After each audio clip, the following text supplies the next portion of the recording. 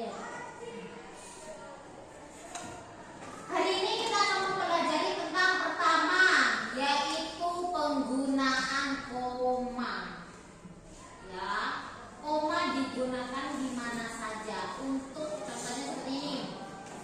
Contoh dari beberapa makanan.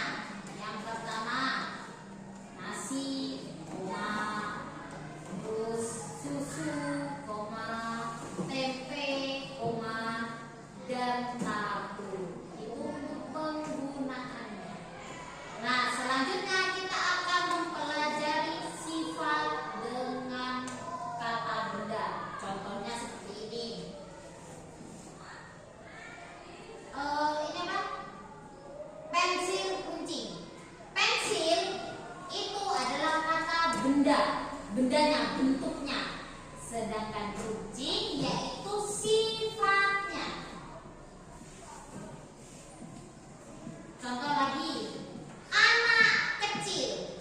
Anak itu katanya, kata objeknya, bukan kata benda ya, karena anak itu makhluk hidup, bukan benda mati. Objeknya. Sedangkan kecil yaitu sifatnya.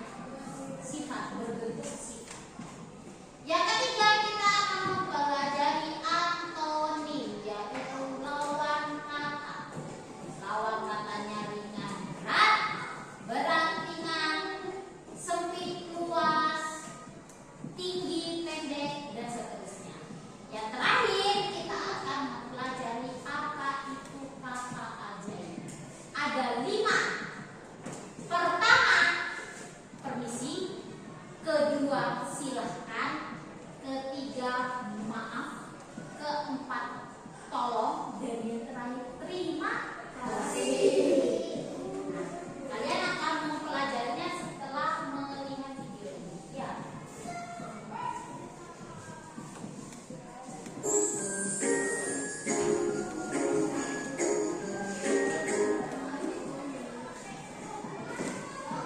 Pada video ini kita akan belajar mengenai tanda koma, kata sifat dan kata benda, antonim, serta kata-kata ajaib.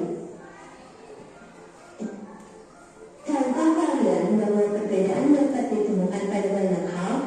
Pada apa saja perbedaan itu ditemukan? Yang pertama, mulai dari bentuk tubuh, nama, kegemaran, hingga pendapat.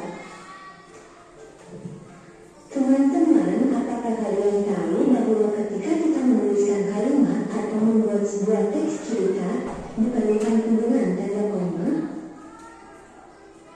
Halo, aku adalah tanda koma. Aku digunakan untuk mengunci beberapa unsur dengan menggunakan sebuah kata pada sebuah kalimat. Simaklah cerita pada berikut. Rahasia kaki Itik.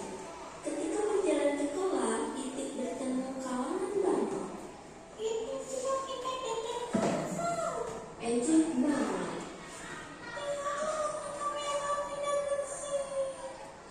Tak lama kemudian Itik bertemu Elan. Elan mengelak ibu.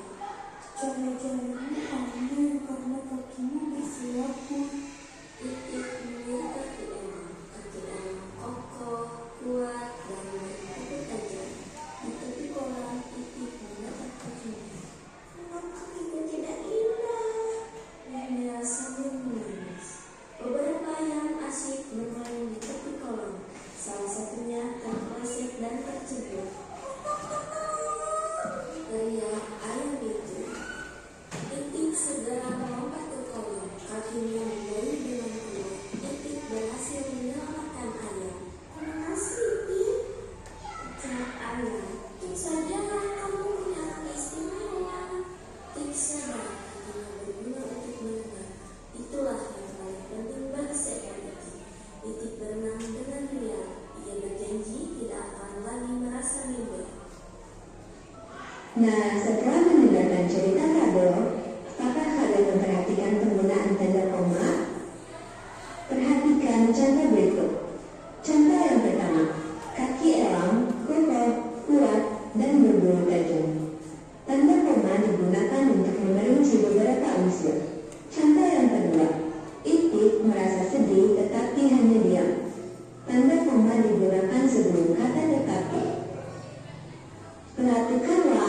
barang yang tampak pada gambar.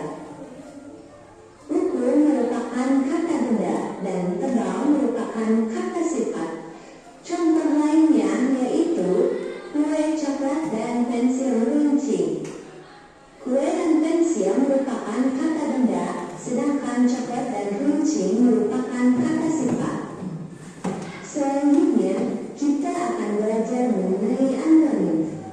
Antonim adalah kata yang artinya berlawanan dengan kata lain. Contohnya, antonim dari kata berat adalah ringan, antonim tebal adalah tipis, dan antonim bersih adalah hikmah. Permisi, tolong, silakan, terima kasih, dan maaf. Pernahkah kalian mendengar kata-kata tersebut? Kapan kalian harus menggunakan kata-kata tersebut? Kata permisi digunakan ketika kita ingin menunjukkan rasa hormat serta meminta izin kepada orang lain untuk memulai suatu tindakan atau memasuki ruangan. Kata tolong digunakan ketika kita ingin meminta bantuan kepada orang lain. Kata silakan digunakan ketika kita memberi izin kepada orang lain untuk melakukan sesuatu. Kata terima kasih digunakan ketika kita telah menerima barang atau bantuan dari orang lain. Dan kata maaf digunakan ketika kita berbuat salah.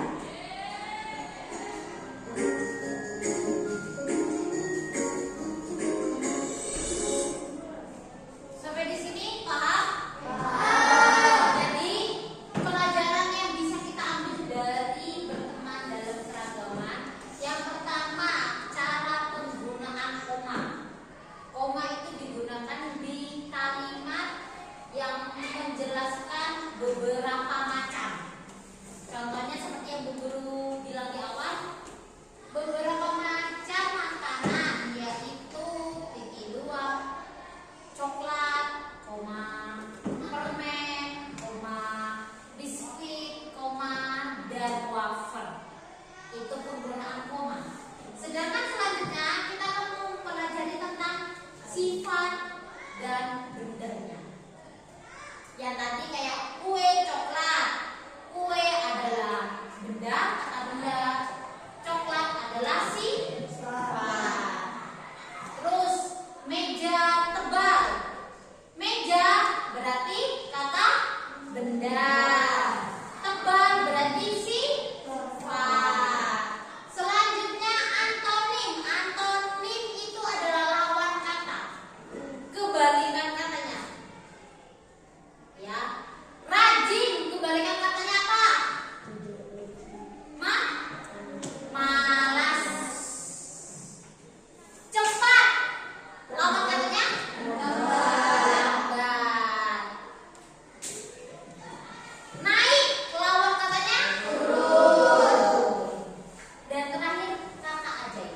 Kata ajaibnya ada 5. Jangan lupa kalian gunakan dalam kehidupan sehari-hari kalian. Yang pertama permisi, untuk meminta izin kepada orang lain. Entah itu mau jalan di depan orang yang lebih tua, kita harus mengucapkan permisi. Itu adalah salah satu tanda hormat kita kepada yang lebih tua. Silakan kita memberikan izin kepada orang lain. Mau itu silakan masuk, silakan lewat.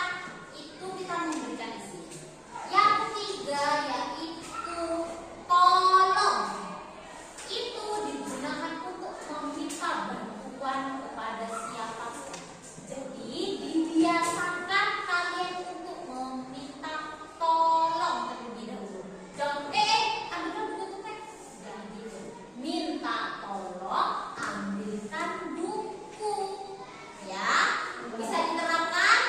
Bisa. Sedikit demi sedikit pasti akan terbiasa. Yang keempat yaitu adalah terima kasih. Terima kasih digunakan ketika kita mendapatkan sesuatu. Entah itu hadiah, entah itu bantuan dari orang lain, kita wajib mengucapkan terima kasih. Dan yang terakhir, maaf. Apabila kita melakukan kesalahan, kita meminta